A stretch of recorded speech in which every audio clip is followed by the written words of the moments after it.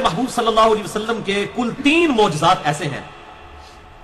اور میں نے پہلے بھی بتایا معجزے کا لفظ ہے پرٹیکولرلی یہ علم الکلام کی ٹرم ہے۔ قرآن حکیم میں اس کے لیے جو ٹرم استعمال ہوئی ہے اصطلاح وہ ہے آیتن، آیا، نشانی، اور انگلش میں ہم اسے کہتے ہیں سائن۔ یہ سگنیچر بھی جو کیا جاتا ہے اسے بھی ہم مختصر کر کے سائن کہتے ہیں۔ تو آپ صلی اللہ علیہ وسلم کے 3 معجزات ایسے ہیں جن کا ذکر قرآن حکیم کے اندر آیا ہے، 3 معجزات۔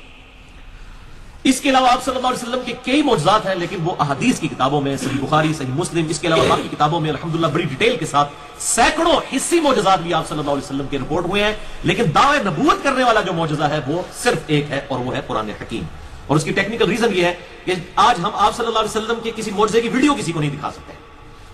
تو معجزہ تو ایسا ہونا چاہیے، اگر آپ کی نبوت قیامت تک کے لیے الحمدللہ، تو معجزہ بھی قیامت تک کے لیے ہونا چاہیے، اور وہ القرآن کی شکل میں ہمارے پاس الحمدللہ موجود ہے۔ اس حوالے سے بھائیو جو جتنے بھی حصی معجزات ہیں، حصی ہم کہتے ہیں جن کو آپ جیسے حواس خمسہ ہم استعمال کرتے ہیں، جن کو آپ محسوس کر سکتے ہیں، فزیکل ہم انگلش میں سے کہتے ہیں، ٹینجیبل حصی معجزات کے اعتبار سے اگر کسی کو شوق ہو تو یہ کمبائنڈ فارم میں آپ کو مشکات المصابیح میں مل جائیں گے۔ انٹرنیشنل نمبرنگ کے مطابق 5852 نمبر حدیث سے لے کر 5943 نمبر حدیث تک کل 92 احادیث ہیں جو آپ صلی اللہ علیہ وسلم کے پرٹیکولرلی حصی معجزات سے ریلیٹڈ ہیں الحمدللہ۔ اور یہ 92 کی نسبت بھی جو ہے محمد صلی اللہ علیہ وسلم کے حروف ابجد 92 ہے، اور ہمارے پاکستان کا بھی کنٹری کوڈ جو ہے وہ 92 ہے۔ یہ حروف ابجد سے ہمیں کوئی چڑ نہیں ہے، ایک لینگویج ہے، اس کے تعویذ لکھنا وہ ایک الگ غلط چیز ہے، اس کو ہم کنڈیم کرتے ہیں، میرا پورا لیکچر اس پہ ریکارڈ ہے مسئلہ نمبر 109 کے نام سے۔ لیکن یہ ایک لینگویج ہے جس طرح باقی لینگویجز موجود ہیں دنیا کے اندر۔ تو یہ مشکات المصابیح الحمدللہ انسائکلوپیڈیا آف حدیث ہے، اس لیے میں نے اس پہ الگ سے پورا لیکچر بھی دیا ہے، مسئلہ نمبر 111 مشکات المصابیح کا مکمل تعارف۔ اب آپ کے پاس بخاری، مسلم، ابو داؤد، ترمذی، نسائی، ابن ماجہ یہ ساری کتابیں نہ بھی ہوں، صرف مشکات موجود ہو، تو الحمدللہ آج بھی جتنی احادیث آئیں گی آپ حیران ہوں گے کہ وہ سب کی سب احادیث چاہے وہ مختلف کتابوں میں ہیں، لیکن وہ سب کی سب احادیث الحمدللہ مشکات میں بھی موجود ہیں۔ اور میں نے یہ جو آج کے لیے 17 حصی معجزات سلیکٹ کیے ہیں، یہ سب کی سب احادیث جو ہیں وہ صحیح بخاری اور صحیح مسلم سے، کوئی حدیث میں نے اس سے باہر نہیں لی، تاکہ الحمدللہ وہ صحیح اور ضعیف کا چکر بھی ختم ہو جائے۔ اس حوالے سے 100% احادیث آج جتنی ڈسکس ہوں گی وہ صحیح بخاری اور صحیح مسلم سے انشاءاللہ ڈسکس ہوں گی۔ اس کے علاوہ بھائیو ہمارے محدثین رحمہم اللہ نے الگ سے بھی کتابیں لکھی ہیں، اسی حوالے سے اس امت میں بہت بڑا کام کیا ہے۔ 5ویں صدی ہجری کے اندر ایک بہت بڑے محدث گزرے ہیں، امام حاکم، جنہوں نے المستدرک للحاکم لکھی ہے، المتوفى 405 ہجری، ان کے لائق ترین شاگرد گزرے ہیں 5ویں صدی ہجری کے اندر، اور ان کا نام تھا امام ابو بکر احمد بن علی بن حسین البیہقی، جنہیں مشہور امام البیہقی کہا جاتا ہے، المتوفى 458 ہجری۔ انہوں نے تقریباً آج سے 1000 سال قبل ایک کتاب لکھی، اس کتاب کا نام ہے دلائل النبوہ،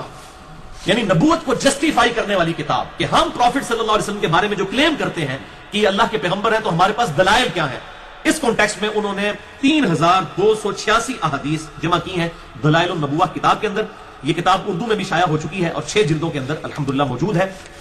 اور اگر آپ نیٹ پہ تلاش کریں تو بڑی آسانی کے ساتھ آپ کو اس کا PDF بھی مل جائے گا۔ 3286 احادیث پر مشتمل دلائل النبوہ کتاب ہے، جس میں آپ صلی اللہ علیہ وسلم کی پروفیسیز موجود ہیں، مستقبل کی پیشن گوئیاں، آپ صلی اللہ علیہ وسلم کے معجزات، ایون آپ صلی اللہ علیہ وسلم کے صحابہ کی کرامات بھی اس کے اندر موجود ہیں، کیونکہ صحابہ کی کرامات بھی آپ صلی اللہ علیہ وسلم کے معجزات کا ہی ایک کنٹینیوشن ہے الحمدللہ۔ تو وہ 3 بڑے بڑے معجزات جو قرآن حکیم میں ذکر ہوئے ہیں، ان میں سے نمبر 1 القرآن، جس پہ ہم پچھلی 2 نشستیں 150 منٹ کی گفتگو کر چکے ہیں، مسئلہ نمبر 131A اور 131B۔ اس کے علاوہ بھی میرا لیکچر ہے مسئلہ نمبر 85 کے نام سے، قرآن اور قتال، ہمارے محبوب صلی اللہ علیہ وسلم کی 2 خصوصیات۔ دوسرا معجزہ جو قرآن میں ذکر ہوا وہ الاسراء والمعراج ہے، آپ صلی اللہ علیہ وسلم کا زمینی سفر الاسراء والمعراج، اور معراج کا سفر، بیت اللہ سے لے کر بیت المقدس تک الاسراء، اور بیت المقدس سے جو سدرۃ المنتہا تک ہم اسے کہتے ہیں المعراج، اسے مشہور واقعہ معراج بھی کہا جاتا ہے۔ تو آپ صلی اللہ علیہ وسلم کا یہ معجزہ جو ہے، اس کا بھی ذکر قرآن حکیم میں سورہ بنی اسرائیل اور سورۃ النجم کے اندر موجود ہے، اور اس میں میں نے بڑی ڈیٹیل کے ساتھ 6 گھنٹے میں لیکچر ریکارڈ کروا دیا ہے، مسئلہ نمبر 126A B اور C کے عنوان سے۔ اور نمبر 3 بھائیو معجزہ جو قرآن حکیم میں ذکر ہوا آپ صلی اللہ علیہ وسلم کا حصی معجزہ، وہ ایک ہی حصی معجزہ ہے جس کو لوگوں نے بھی آبزرو کیا، وہ ہے شق القمر والا واقعہ، چاند کا 2 ٹکڑے ہو جانا۔ یہ وہ معجزہ ہے جو واحد حصی معجزہ ہے جو لوگوں نے آبزرو کیا، اور اس کا ذکر قرآن کے اندر موجود ہے۔ اس کے علاوہ کوئی بھی ڈائریکٹلی پوری ڈیٹیل کے ساتھ آپ صلی اللہ علیہ وسلم کا کوئی معجزہ قرآن میں ذکر نہیں ہوا۔ ہاں بخاری اور مسلم میں اور باقی حدیث کی کتابوں میں بہت معجزات آئے ہیں۔ یہ شق القمر، چاند کے 2 ٹکڑے ہونے والا واقعہ جو ہے، یہ سورۃ القمر کے اندر موجود ہے، اس سورت کا نام ہی سورۃ القمر ہے، پارہ نمبر 27 کے اندر۔ اس کے علاوہ ایک اور واقعہ بھی بعض روایتوں میں آیا ہے، سورج کو واپس پلٹانے والا، لیکن اصول محدثین پر وہ واقعہ ثابت نہیں ہے۔ یہ نہیں ہے کہ آپ صلی اللہ علیہ وسلم کے لیے معجزہ ظاہر نہیں ہو سکتا، اللہ تعالیٰ کے لیے کوئی مشکل نہیں ہے، بلکہ صحیح سند کے ساتھ یہ چیز ثابت ہے بخاری اور مسلم دونوں کے اندر۔ صحیح بخاری میں انٹرنیشنل نمبر کے مطابق 3124، صحیح مسلم میں 4555 اور مشکات میں بھی موجود ہے 433 نمبر حدیث کہ سیدنا موسیٰ علیہ السلام کے خلیفہ اول یوشع ابن نون، جوشوا جن کو ہم کہتے ہیں اولڈ ٹیسٹمنٹ کی لینگویج میں، بخاری مسلم دونوں میں اور مشکات میں بھی میں نے حوالہ دے دیا، ان کی دعا کی برکت سے سورج رک گیا تھا۔ جمعے کا دن تھا اور ہفتے کے دن یہودیوں کے لیے قتال کرنا منع تھا، اس وقت یہودی یار مسلمان ہی تھے، تو وقت کے پیغمبر نے یہ دعا کی کہ اے اللہ اب جو ہے وہ ہماری فتح کا وقت قریب ہے، اگر یہ رات کا وقت شروع ہو گیا اور پھر کل ہفتہ ہوا ہم قتال نہیں کریں گے، پھر کافروں کو جمع ہونے کا موقع مل جائے گا، تو اے اللہ ہمارے لیے سورج کو روک دے۔ اور انہوں نے کہا کہ ہم اللہ تعالیٰ کے کام پر مامور ہیں اور سورج کو اللہ تعالیٰ نے ہمارے کاموں کے اوپر مامور کیا ہوا ہے، اے اللہ یہ سورج تیرے اختیار میں ہے، تو اسے روک دے۔ انہوں نے بھی اللہ سے دعا کی، کوئی سورج کو اشارہ نہیں کیا، انہوں نے اللہ سے ہی دعا کی، نہ وہ یہ کہ اشارے پہ کوئی کام ہونے والا ہے، اس طریقے سے دعا کی تو سورج رک گیا۔ تو آپ صلی اللہ علیہ وسلم کے لیے اس قسم کا جو ضعیف واقعہ ملتا ہے اس کو اگر کوئی مانتا بھی ہے تو اسے کوئی عقیدے میں فرق پڑنے والی بات نہیں ہے۔ حضرت یوشع ابن نون کے لیے یہ واقعہ ثابت ہے صحیح بخاری اور صحیح مسلم کے اندر، لہذا کوئی ایسا ایشو نہیں ہے۔ اب آ جائیے وہ معجزہ جو آج کا پہلا معجزہ میں نے ڈسکس کرنا ہے، شق القمر والا واقعہ جو قرآن حکیم میں سورۃ القمر کی آیت نمبر 1 سے لے کر 4 تک میں ایڈریس ہوا ہے۔ اعوذ باللہ من الشیطان الرجیم، بسم اللہ الرحمن الرحیم۔ اقتربت الساعہ، قریب آ گئی قیامت، وانشق القمر،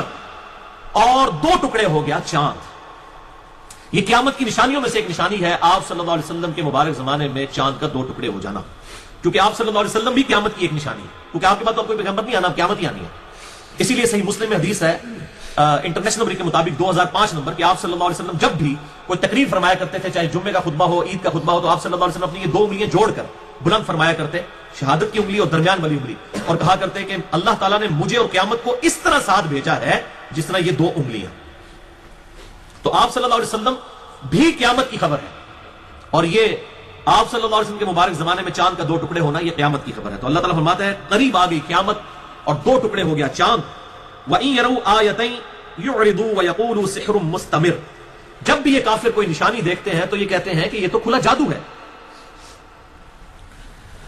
اور وہ اس نشانی سے منہ بھی پھیر لیتے ہیں۔ وَكَذَّبُوا وَاتَّبَعُوا أَهْوَاءَهُمْ، اور انہوں نے ہمارے محبوب صلی اللہ علیہ وسلم کے لیے جو نشانی ظاہر ہوئی اس کو بھی جھٹلایا اور اپنی خواہش نفس کی پیروی کی۔ وَكُلُّ أَمْرٍ مُسْتَقِرٌ،